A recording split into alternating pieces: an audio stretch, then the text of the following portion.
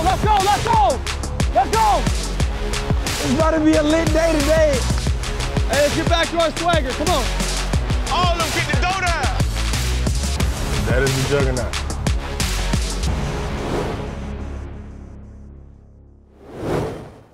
Yo, what's going on? Welcome back inside the TCO studios for another edition of the Audible. My name is Gabe Henderson alongside Ben Leber. We got our guys here, Justin Jefferson, and newcomer on the show. Hey, hey, gang up in here. Dede Westbrook. How y'all doing, man? I'm doing all right. Doing good. So I was telling y'all before we start this segment off with the trivia question. So this first one is for Dede about JJ. And the question is, how many touchdowns? You know, this show gets a little messy, so I'm gonna just let you know from the jump. I can use Google? No? No, you Get can't. on the phone, no Google. There are no shout-outs. No shout-outs, anything. How many touchdowns did Justin Jefferson have against Oklahoma, your alma mater, in the 2019 college football playoff semifinal You know about game? that, because I tell you about every day. This just got like super personal. Like, why we gotta do that? You know what I'm saying? Like, you gotta have a warm-up. But see, it's only going to go up from here. Exactly. It's gotta Yeah, be we start down here. I tell you about this every day. I know y'all won like 63 to something, right? Wasn't the score like I think it 63 was to 10 or something like that? It was something. We ain't gonna talk about the score. I'm trying to do the math. Hell. How many times? I had all of my touchdowns in the first half. Oh my goodness. All right. We'll do multiple I'll choice. say it's more than one, Yeah. but less than 10. So we'll go 8. 4. You had to have 4 then. Yeah. 4? 4. It was 4. 4 in the first half? And then what happened? I think we just didn't really hit me on touchdowns. We gotta do They better. benched him because the game was over, basically. Okay, that's I set rude. the Number record one. for the receptions that game. I had like 14. I was eating that game. You said that's rude? We gotta do better, guys. We gotta do better. So Dede, I have the next trivia question. JJ, Dede, and before I say this, that my little shot here, since we're starting down here, given that I'm a K-State alum and we're known for defense, it does not surprise me that the Oklahoma defense gave up that many touchdowns to you in the first half. But we never mind. Yeah. So, okay. All right, this question's for you, JJ, about Dede. What award was Dede a finalist for in his last year in college? Oh, that's easy. 2016. No. Don't tell him. Don't tell him. You know this, bro. He tells you every day. What award was he a finalist for? A finalist, not just on the watch list, but a finalist. It wasn't Heisman. It wasn't no Heisman. Boy, you better stop playing.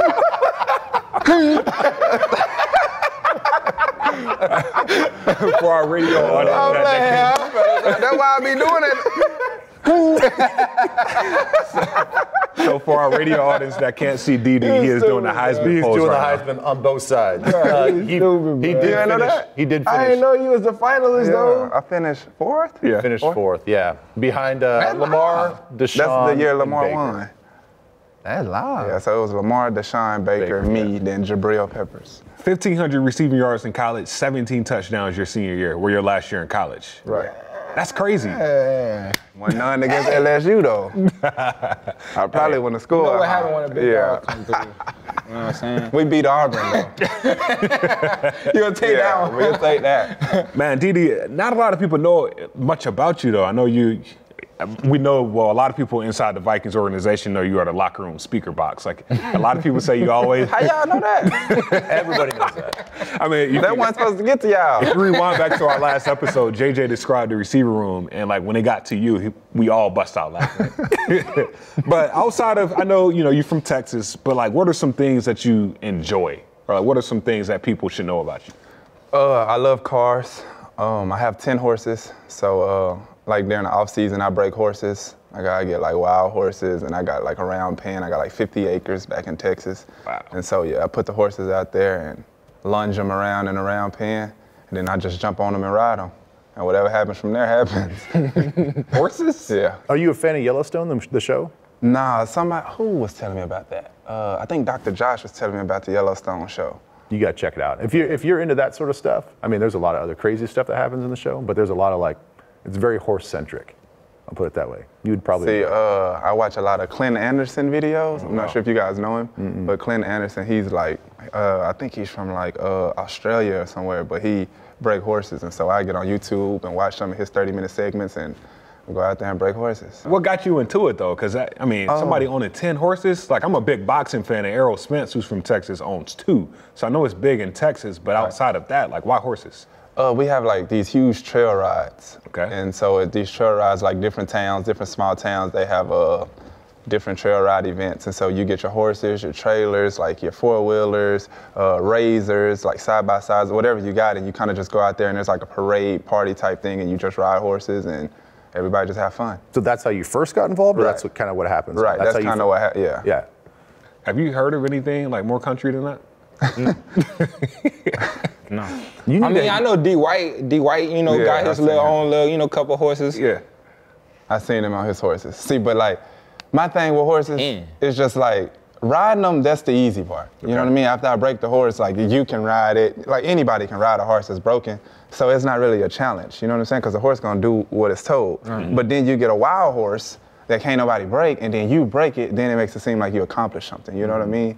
Because the first day you get it, that horse is bucking all crazy, being disrespectful, you know, trying to bite you, do all these different things, and then you calm that horse down so that your daughter can ride it. That makes it a lot more fun. So who taught you how to do that? Because that's a skill to Clint Anderson. Just YouTube? Yeah. Just Clint watching Anderson. YouTube. Yeah. Nobody like, you weren't like hands-on with somebody and said like, this is how you like approach them, this is how you read them. So where I'm from, it's not really, it's just pretty much you do it. You know what I mean? Like for example, 4-wheeler, like learning how to drive a stick shift car. Like nobody was like, okay, this is what you do. You know what I mean? You get in that car and you just go. And you just grind. You learn on your own. Destroy the manual. Yeah, you just burn the clutch out and grind the gears. You know when it's going, you switch gears. What makes you comfortable enough to like try to break it like without even, like your first time breaking a horse? Like, what made you comfortable enough to actually try to do it, even though they be like wild biting people? YouTube? No, but it's just the fact, like, because it's just like being competitive. You know what I mean? Like, just think if y'all 3 tried to break this horse and none of y'all can do it, right? And then I'm like, I'm gonna do it just because they can't do it. You know what I'm saying? Or just because they tried and they failed. And so you sit out there and you try until you get it. So it's like one of them same situations. That's a horse though. Right. It ain't like running around. Right, but it's just dope, man, because it's like you have that connection with that horse too after you break it. You know what I mean? So you like you know, kind of run it into the dirt, you know what I'm saying, to let you know, like let the horse know who in charge, and then afterwards it's like the horse respects you forever. You know what I mean? Then it's like your buddy, like it comes to you whenever you come out there. It pretty much it's like a pet. Yeah. Anything that translate from that to playing football? Being fearless. Like often people ask like, how you able to stand back there on punt return? Like, cause that's like one of the hardest things to do. Like you looking up in the air and you got all these people running at you full speed, and you got to find the ball, catch the ball, and then see where to go. And that's kind of where that mentality comes from. It's like, I feel like if you can get on a horse and ride a horse, then hell, you can stand back there and catch punts when guys running 20 miles an hour at you.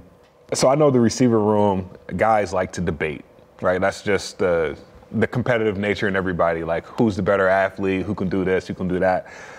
I know Louisiana and Texas, really big football states. I'll throw Florida in there too. But you being from Louisiana, you being from Texas, can we settle this debate right here? Who has the better athletes? All right, I honestly think Louisiana has the better athletes. Okay. Well, football players. Yeah. Okay. Football players. I mean, of course, they have way more opportunity. I mean, there's so many more people that go through Texas than in Louisiana. I understand that. But still, then again, you also got to think about the people that's from Louisiana and their production in the NFL and just how we are and stand out in the NFL today. Dede, I feel like you disagree. Rebuttal. Yes, I disagree. First off, the state is huge, right? Which means there would be more athletes in that state. And then not only that, you got to think it's like 100 maybe guys from Texas who raw. Like who? I can't name them. It's so many. It's a lot of guys.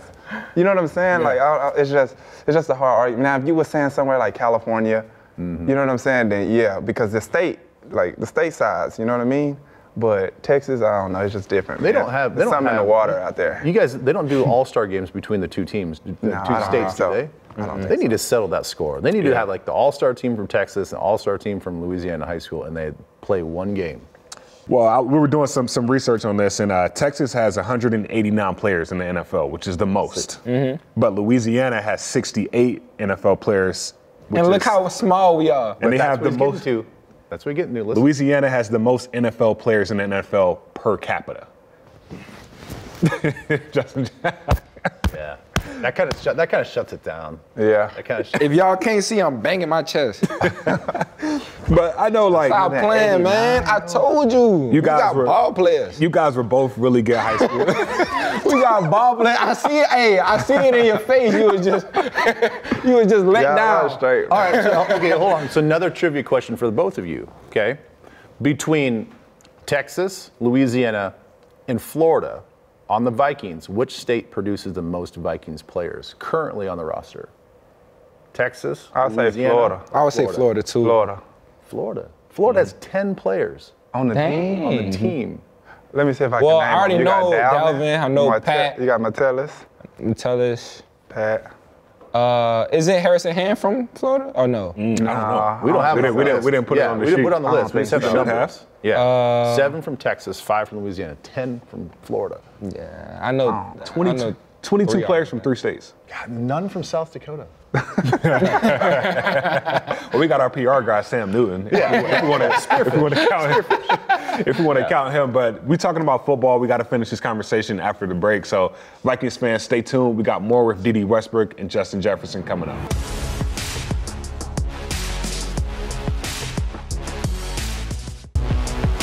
Let's go, pick it up. Let's go, let's go, let's go. Let's go. It's about to be a lit day today. Hey, let's get back to our swagger. Come on. All of them get the dough down. That is the juggernaut.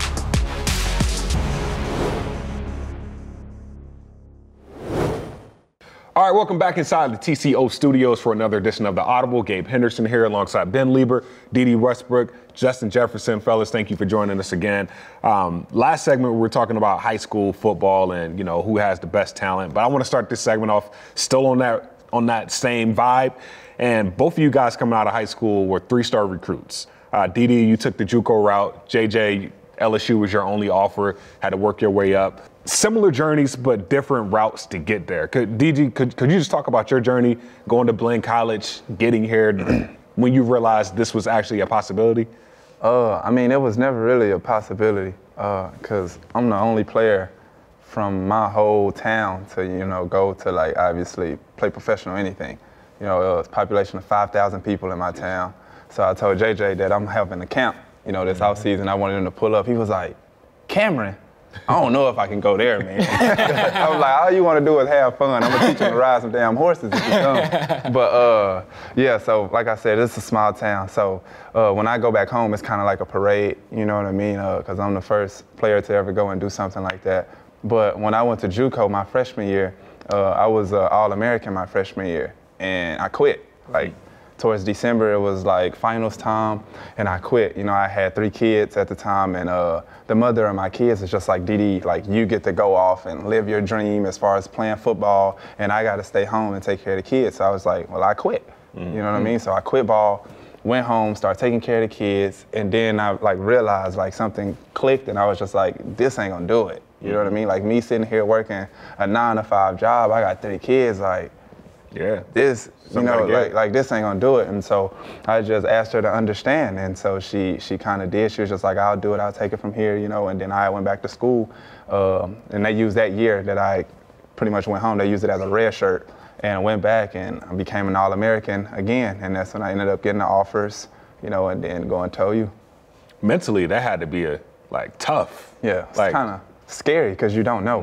You know, like whenever you're going that JUCO route, it's like, yeah, you're here, you're getting a chance to play ball, but it's not, no disrespect because that's what made me, but that's not like real, you know, football. Like I had to bring my own cleats. I had to bring, like the only thing that I didn't have to bring was like a jersey. You know what I mean? Like I had to go home and wash my clothes in my own washer and dryer to have a good wash. You know, I had to go to Hibbett Sports every single week just to buy new gloves. You know what I mean? Like a new towel, you know, so it's just kind of, it's different. Yeah, I'm going to guess, as a father of 3, I know what clicked when you got home. It's called 3 kids. Yeah. Like, that's what. That realization of like, damn, I got 3 kids. Every day you go home. Sure. Yeah, they don't ever leave. Like this. Hey, what y'all doing? Y'all good? I'm about to go upstairs. We following you too. Yeah, let me just go do this football thing again. Let me go try. Get away, buy myself some time. I totally get it. JJ, if LSU didn't, because LSU came around late, right? Yeah. Did you ever consider the JUCO route, or was that ever an option? Well, crazy. JUCO was about to be my consideration.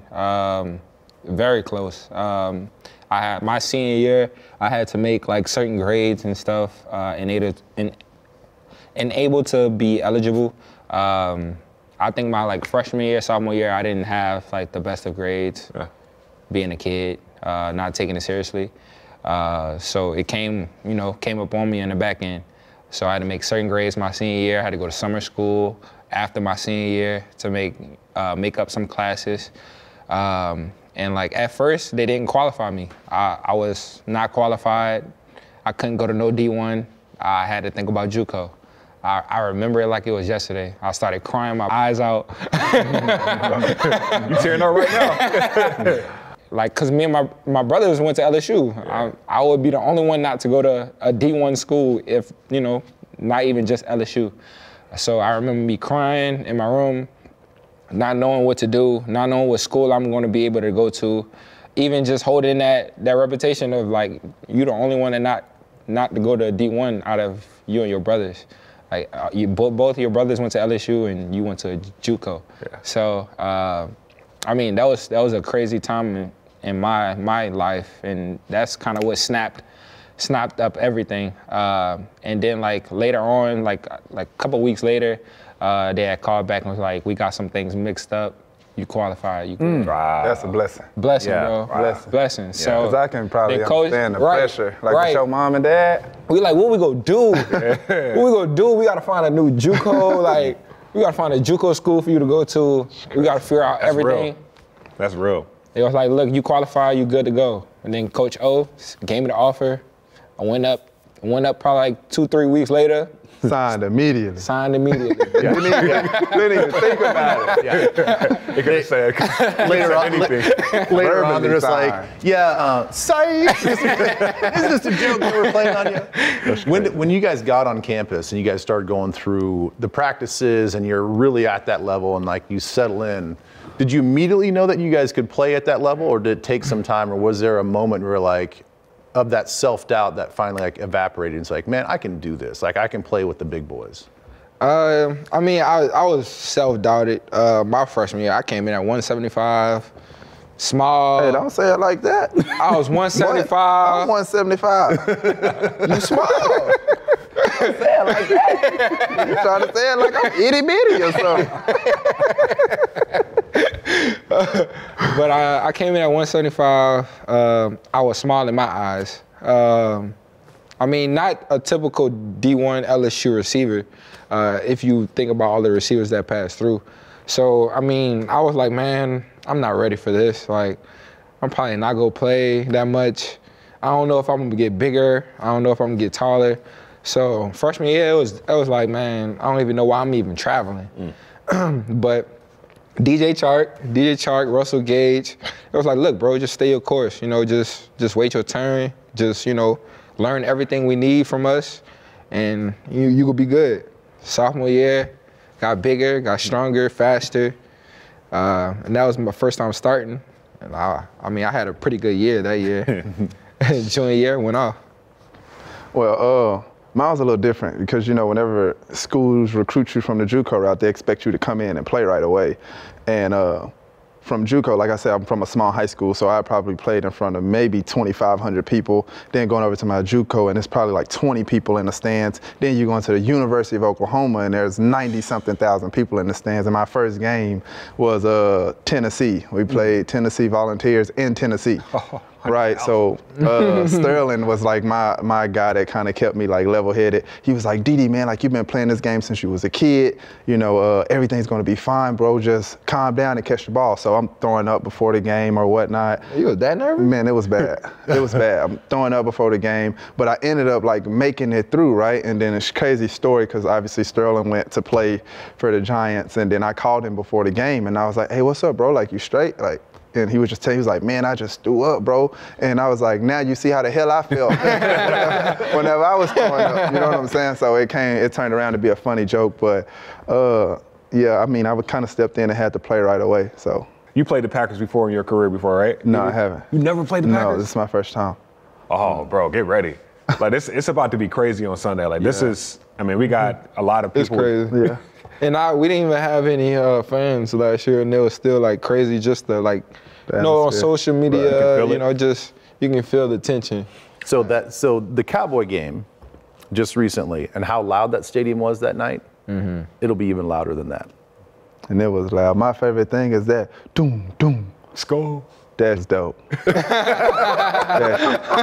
That's so, because, you know, different people got like their different chants, but it all stems from one thing. You know what I mean? Like, you've heard it before. Yeah. You know, and it's like, that is like something you've never heard before. Just we're the only team to do it. Doom, doom. Yeah. That's dope. That's dope. Well, get ready, because it's going to be loud. Well, we'll get you out of here with this because I feel like we can talk all day. But we got the producers and everybody saying, okay, we got to wrap this up. We already paid the bills. The Vikings, you guys will win this Sunday if? Like, no disrespect to Green Bay, obviously, but I always think it's never really about the opposing team. You know what I mean? Like, if we go out there and we execute and we play fundamentally sound and play Vikings football, the football we all know how to play, I feel like there's not anybody that can compete with us. You know what I mean? Like, because at the end of the day, it's all about us. You know what I mean? Like, we choose if we want to start behind the sticks or not. Right. We choose, you know what I'm saying, our faith.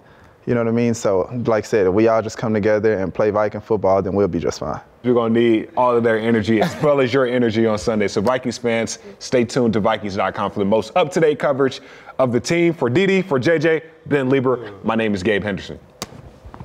See ya.